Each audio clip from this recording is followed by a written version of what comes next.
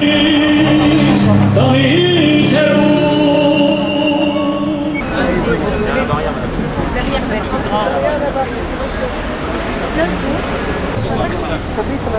dames, bonjour.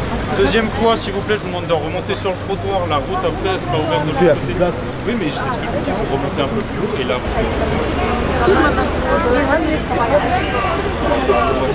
Le Hezbollah! Tu es qui? Moi j'ai rien fait pour le Liban! Il est en train de prier pour les morts, il est en train de... Il est gonflé!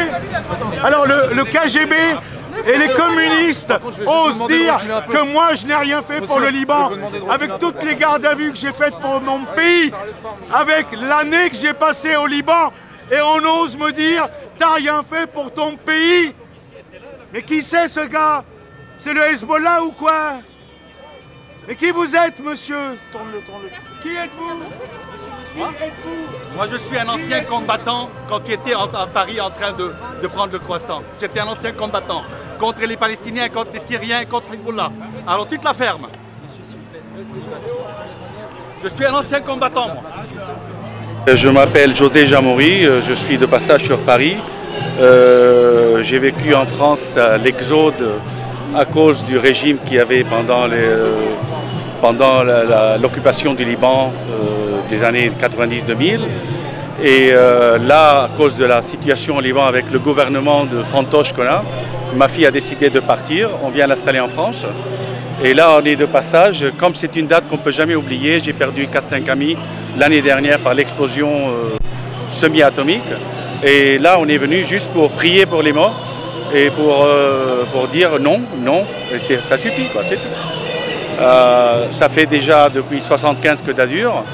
Le Liban est vraiment une petite place où tout le monde vient se battre. Et en fait, c'est le peuple qui paye. 100 000 morts, je sais combien de réfugiés, mais les gens, vraiment, ils en ont marre. Et malheureusement, c'est ce qu'on demande tout le temps aux instances internationales, de ne plus traiter avec des gouvernements fantoches.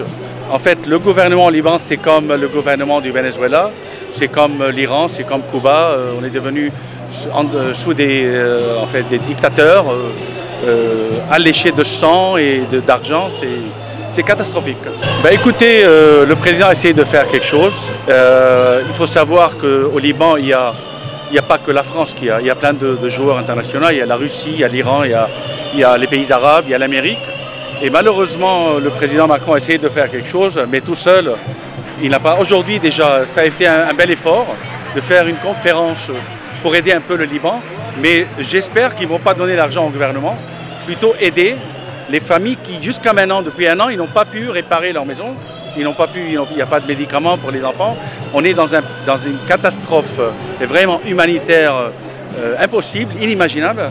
Alors j'espère que les aides qui ont été prononcées aujourd'hui, qu'elles aillent par les associations d'aide, par peut-être, je ne sais pas, les églises, les mosquées, on s'en fout, les hôpitaux pour les médicaments, mais jamais au gouvernement, ni aux ministres, ni aux députés, parce que c'est une bande vraiment affamée de sang.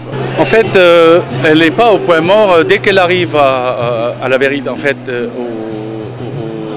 à la source de l'arrivée du produit nitrique, là on est obligé, parce que la logique des choses dit que ce produit est arrivé en 2013, il y a une partie qui a disparu, et c'est ce même produit qui a été utilisé par l'État syrien en bombant les villages par les bombes à base de nitrate.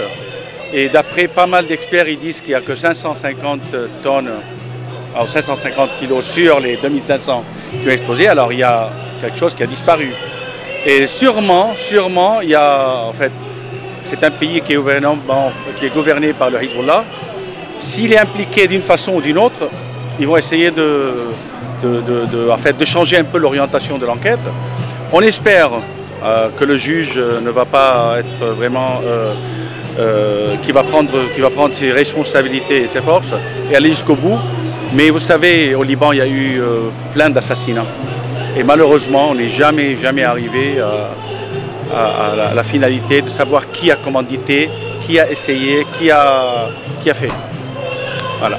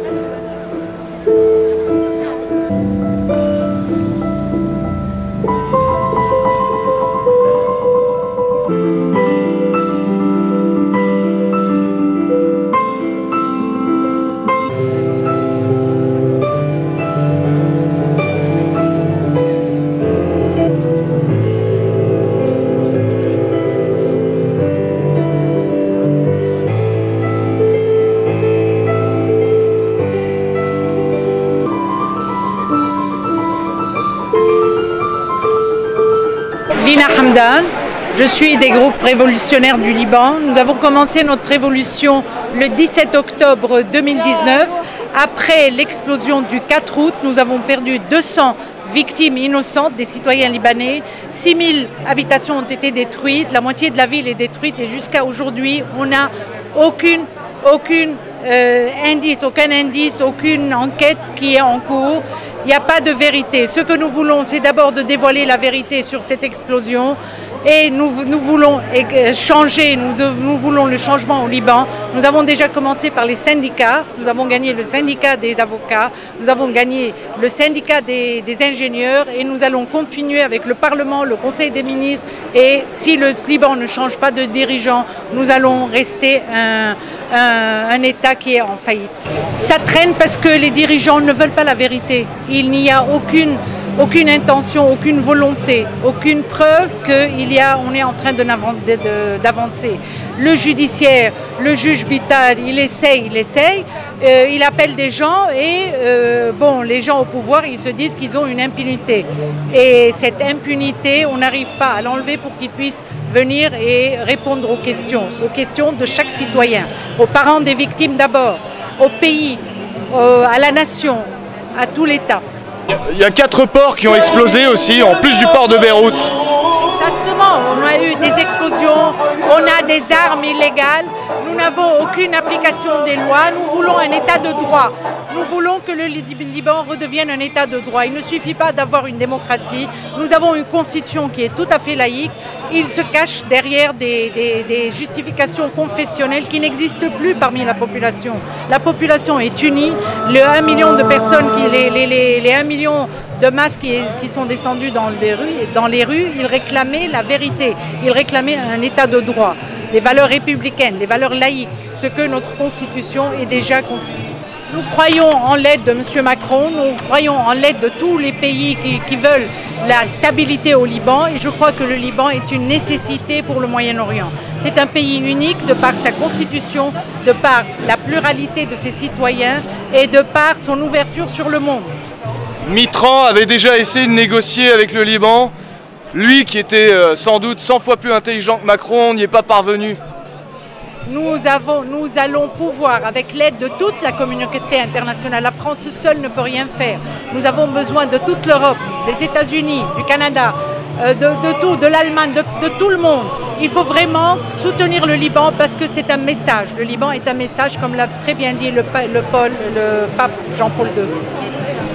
Est-ce que le Liban devrait retourner à ses racines, justement, qu'elles soient culturelles, religieuses, militaires?